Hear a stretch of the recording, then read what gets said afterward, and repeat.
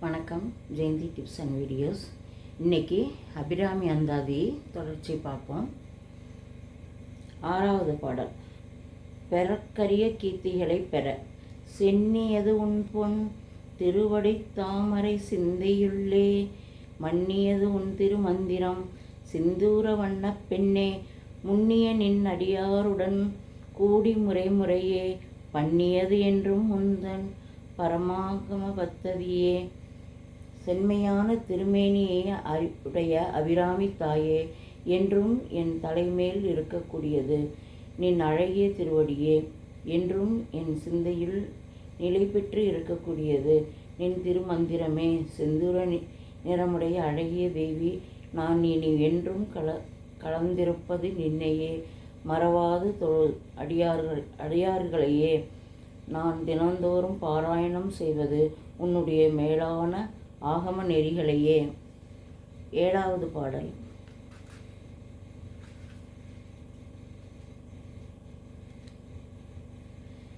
சித்தம் சபலமடையாமல் இருக்க ததியுறு மத்தில் சுழலும் என் ஆவி தளர்விலதோர் கதியுறு வண்ணம் கருது கண்டாய் கமலாலயனும் மதியுறு வேணி மகிழ்நனம் ஆனும் வணங்கி என்றும் துதியுறு சேவடியாய் சிந்தூரானன சுந்தரியே.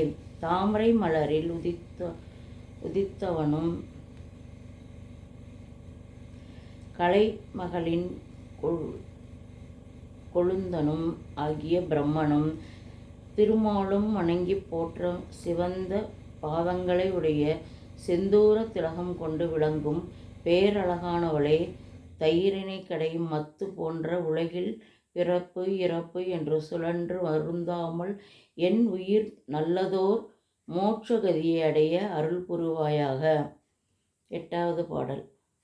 மிருக இச்சைகளிலிருந்து விடுபட சுந்தரி எந்தை துணைவி என் பாசத்தொடரை எல்லாம் வந்தரி சிந்துர வண்ணத்தினால் மயிலன் தலைமேல் அந்தரி நீலி அழியாத கன்னிகை ஆரணத்தோன் கந்தரி கைத்தளத்தால் மலர்த்தாள் என் கனத்தனவே.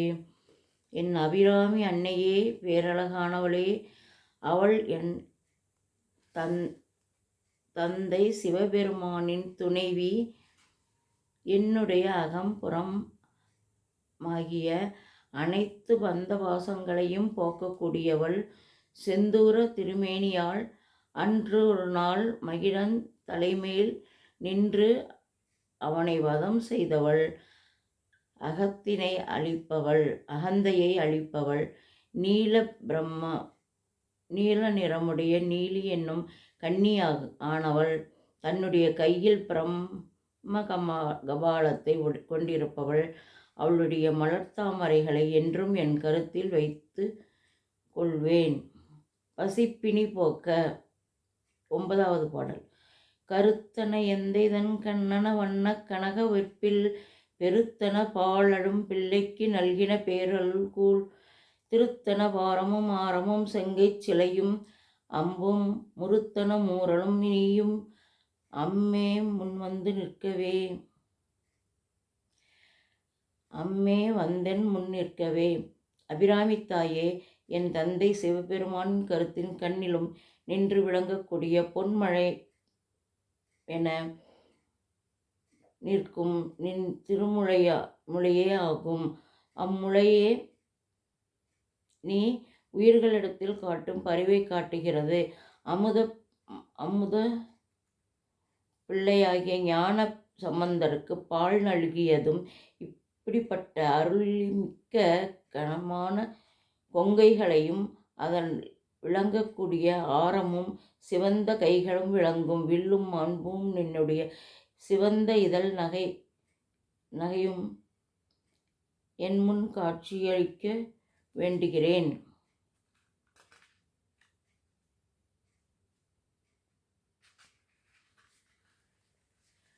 10வது பாட்டு. முக்தி நிலை அடைய நின்றும் இருந்தும் கிடந்தும் நடந்தும் நினைப்பது உன்னை என்றும் வணங்குவது உன்மலர்த்தால் எழுதா மறையின் ஒன்றும் அரும்பொருளே அருளே உமையே இமயத்து அன்று பிறந்தவளே அழியா முத்தி ஆனந்தமே. அறியதற்குரிய பொருளே அருளே உருவான உமையே அக்காலத்தில் இமயமலையில் பிறந்தவளே, என்றும் அழியா முக்தி ஆனந்தமாய் விளங்குபவளே, உணர்தற்குரிய பொருளே, பெருமை வாய்ந்த வேத பொருளின் ஒன்றிய பொருளே, நான் நின்று இருந்தாலும் கிடந்தாலும் எந்த நிலையிலும் இருப்பதும் நின்னையே நினைத்து தியானிக்கின்றேன். நான் வணங்குவதும் நின் மலர்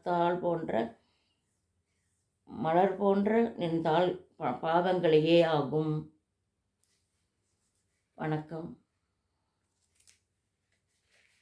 இந்த அபிராமி அந்தாதியை முடிந்த முறை தினமும் படிப்போம். நம் வாழ்வில் வரும் அனைத்து சிரமங்களையும் போக்கிக் கொள்வோம். மிகவும் உரியதான சிறப்பானதுமான இந்த அபிராமி அந்தாதி அன்னை உலகத்தினை காக்க வேண்டுகிறேன்.